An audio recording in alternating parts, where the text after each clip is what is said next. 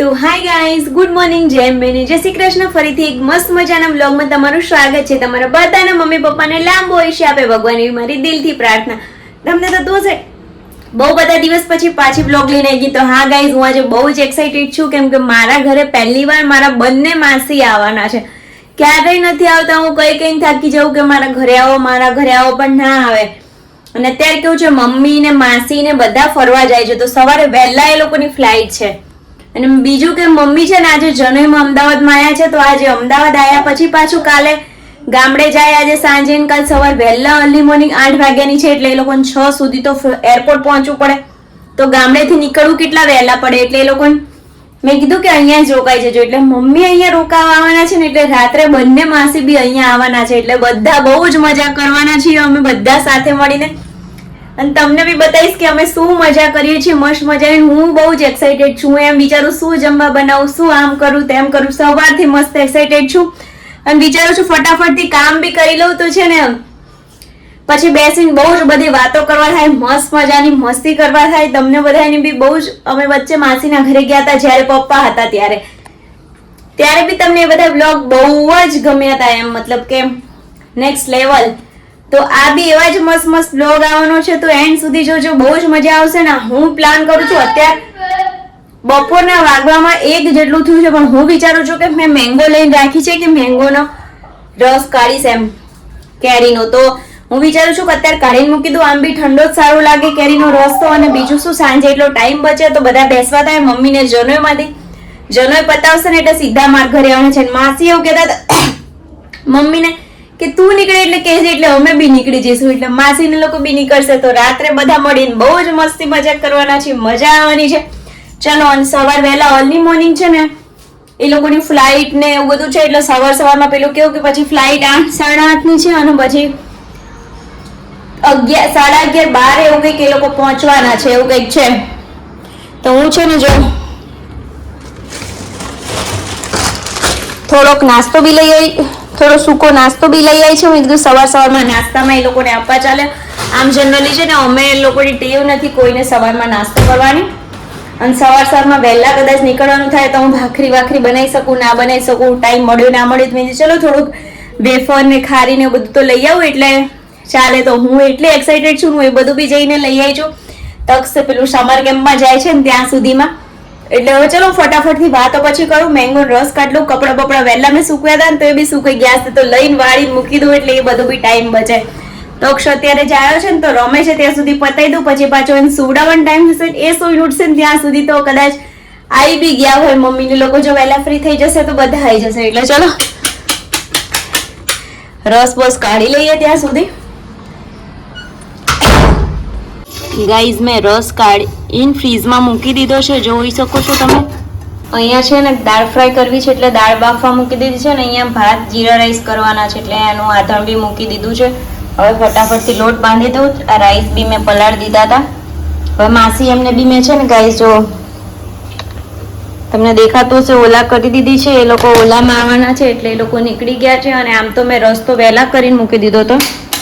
હવે અત્યારે વાગવામાં છે ને 6 જેટલા થયા છે. જુઓ, માસી એમને હવે નીકળ્યા છે, ને મમ્મીને લોકો ત્યાં અત્યારે જનોઈમાં પેલું વરઘોડો ને એવું બધું હોય ને એમાં હશે, એટલે સાઉન્ડમાં ફોન નથી ઉપાડતા. હવે એ લોકોની શું અપડેટ છે પછી હું તમને કહીશ કે શું અપડેટ છે. તક્ષ બી ગાઈઝ એક વાત કહું, રોજ કેવું છે કે 9 થી 12 નું એનું છે ને સમર કેમ્પ છે, તો 12 વાગે આવે, ફ્રેશ થાય, ખાઈ પીવે, 1 વાગે પછી કલાક હું એને રમવા દઉં, 2 વાગે સુવડાવવા લઈ જાઉં ને તો એ છે મેક્સ ટુ મેક્સ 2:30 વાગ્યા સુધી તો સૂઈ જ જાય.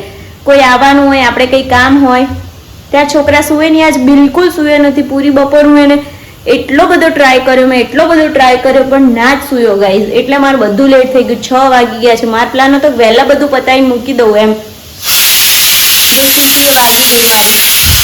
કારણ કે બધું વહેલા પતાવી દઉં ને તો બધા આવે ને તો મારે શાંતિથી બેસવા થાય. પણ 6 વાગી ગયા છે. મારે બધી રસોઈ હજુ બાકી છે. હજુ કપડાં લેવાના હું કહેતી હતી વહેલા કરીશ, પણ એ બધું બી રહી ગયું છે. એટલે કપડાં લઈને વાળી નાખું, એવું બધું તો પતાવી નાખું ગાઈઝ. ચલો ને તો પછી માસી મમ્મી ને બધા એવા છે ને કે આવીને બેસે ને સીધા મને કામ કરાવવા લાગશે. તો મને એમ થાય ક્યારેક મારા ઘરે આવતા હોય. માસીને કેવું આમ પહેલી વાર મારા બેબી શાવરમાં આવ્યા હતા, ફંક્શન હોય ને એવું કંઈ હોય ત્યારે જ આવે છે, એમને એમ તો આવે ના. એટલે માંડ આવ્યા હોય શાંતિથી એમના ઘરે કામ કરીને, તો મારા ઘરે પાછા કામ કરે, એટલે આજે એમને મસ્ત રિલેક્સ જ કરવા દેવા છે. એટલે મારે વહેલા કરવાનું પ્લાન હતો, પણ હવે જો ઓલા કરી છે એટલે હવે 1 કલાકમાં તો મારા ઘરે પહોંચી જવાનું.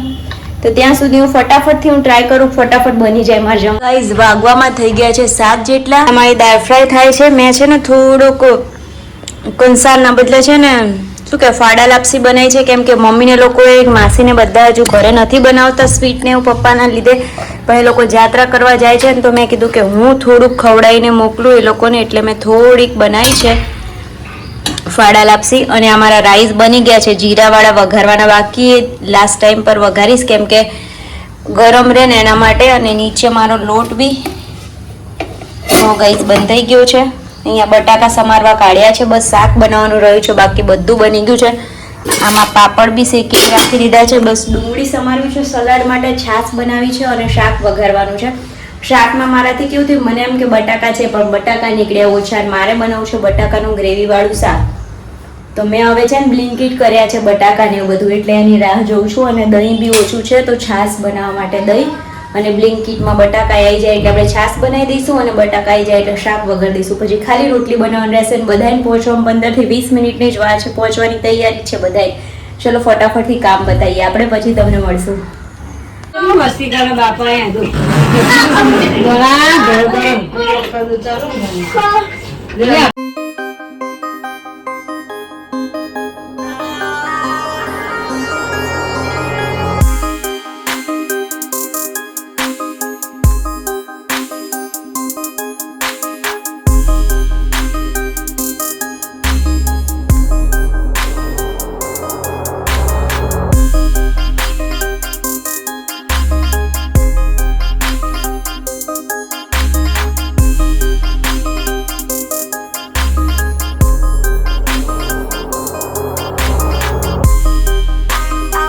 જો વાગવામાં થયા છે સવારના 5:30, 10 મિનિટ આગળ છે, એટલે 5:15 જેટલું જો અહીંયા ચા નાસ્તો ને બધું કરી લીધું છે. અને બધા નીકળી ગયા હતા સવારમાં છે ને ટાઈમ જ ના મને વ્લોગ લેવાનો. સાંજે છે ને વાતો કરવામાં, બેસવામાં, પછી મારા સાસુને ત્યાં ગયા ને એમ બધું કરવામાં છે ને ભૂલી ગઈ ને ટાઈમે ના મળે ને એવું બધું થયું. મેં કીધું માંડ પહેલી વાર આવ્યા છે ને ક્યાં વળી વ્લોગ લે કરું, એટલે મેં લીધો નહીં. અને આટલું જલ્દી છે ને એટલે તક સૂતો છે, એટલે હું એરપોર્ટ બી ના ગઈ. પારસની ગાડી ને હર્ષની ગાડી, 2 ગાડી ગઈ છે. સામાન બી બહુ હતો હોય એ લોકોને આટલા બધા દિવસ માટે, અને એ લોકો બી એટલે 5 જણા, એટલે હું ના જઈ શકી, એટલે હું ના ગઈ. અને એ લોકો બધા ગયા છે. તો બસ જો આટલું જ હતું ને આવી રીતે મેં મસ્તી મજા કરી. થોડા ફોટા પાડ્યા છે અમે એ લોકો નીકળતા હતા ને એના, પણ વિડીયો નથી લઈ શકી. તો કંઈ વાંધો નહીં, ચલો ફરી પાછા ક્યારેક મળશું ત્યારે વિડીયો લઈશું. પાછા કદાચ રિટર્નમાં રાત્રે લોકોની 12 વાગ્યાની ટ્રેન છે ને, રિટર્ન ટ્રેનમાં આવવાના છે. અત્યારે જતા ફ્લાઇટમાં જાય છે, તો 12 વાગ્યાની ટ્રેન છે.